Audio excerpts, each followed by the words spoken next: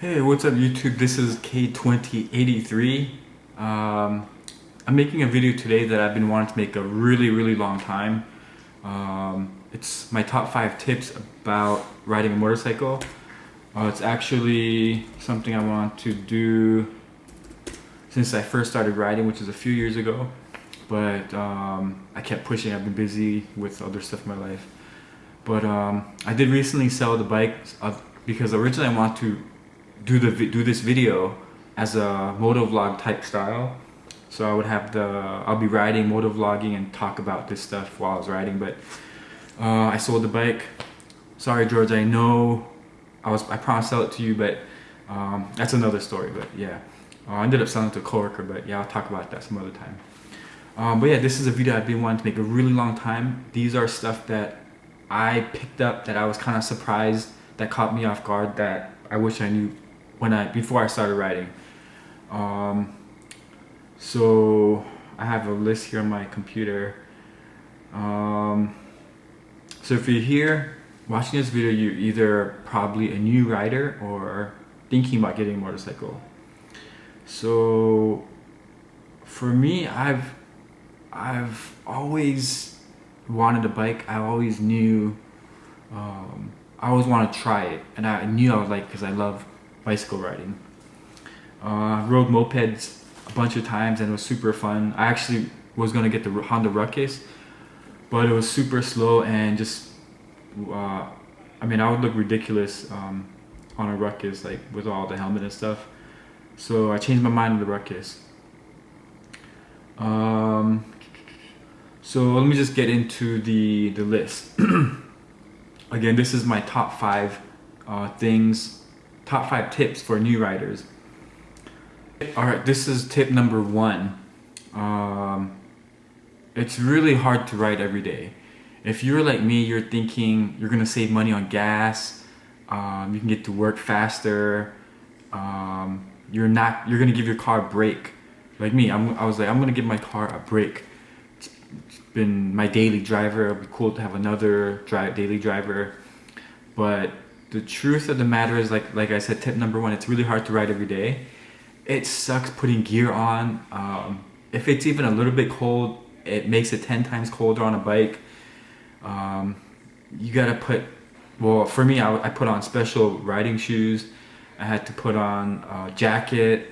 I had to put on, when I first started riding, I had knee pads. So I had to put on knee pads, the helmet, the gloves, and you forget something, you have to go back and get it. So it's a lot of, it's unrealistic to say you're gonna ride it every day. And it's unrealistic to say that you're gonna save money. So it's almost impossible to ride every day, unless you're super dedicated or if you really have no choice. But yeah, it was really hard to ride it every day. Tip number 2, I highly recommend taking the MSF course. So the MSF course, how it works is you take the MSF course, whichever one you choose. There's a lot of different ones. There's a written portion and there's a riding portion. And I learned a lot. It was only like $100, I think, or less. And they give you the motorcycle license.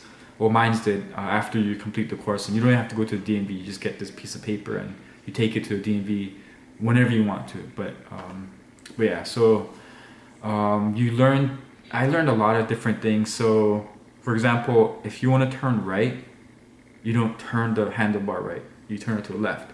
So I didn't know that. So yeah, I highly recommend that. Plus it gave me the confidence to be a better rider, knowing that I know everything that a beginner should know.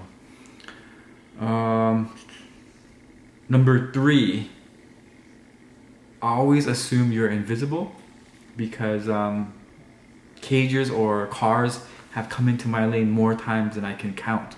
And the first few times that happened, I would get pissed. I would pull up next to the car and yell at them. I would get really mad.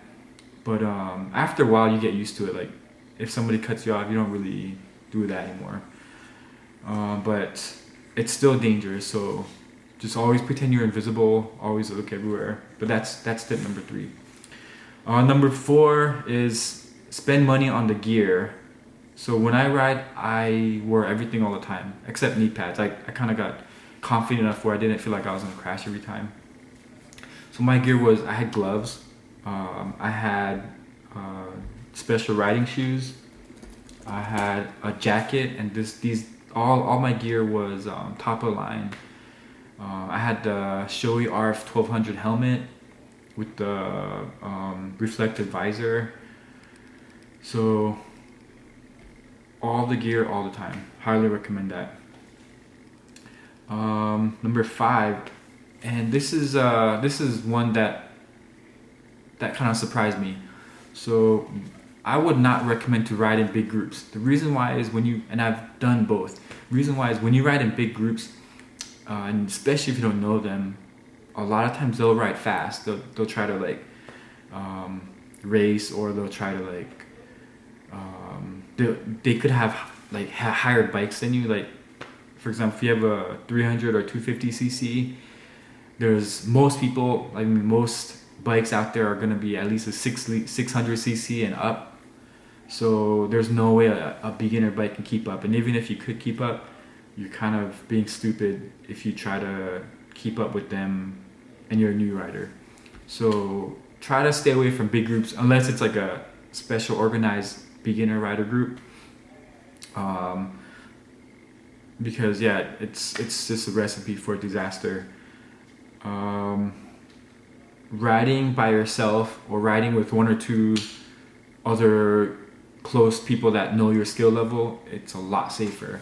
And then riding by yourself, you really get to know the how to handle your bike and kind of know your bike's limits. That's really important.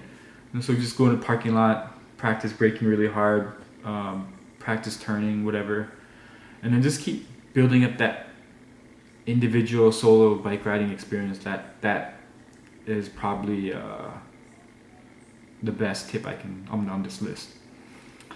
Number 6, so this is an extra tip that I highly recommend, is you should have health insurance, or even better, short-term disability or long-term disability. And I don't think I need to explain that one. There's also a saying, it's not if you crash, but when you crash.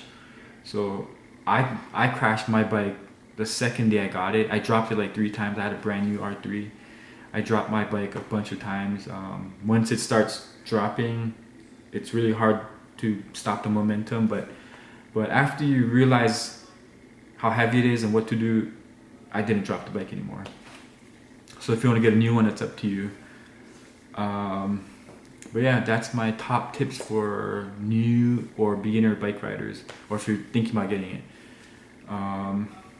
Like I said, this is a video I've been wanting to make since I started riding, and I wasn't gonna make this video, but then it's always been on the back of my mind because I feel like this would be really useful to anyone getting into this hobby. And honestly, I miss the bike. I do plan on getting an R6 sometime.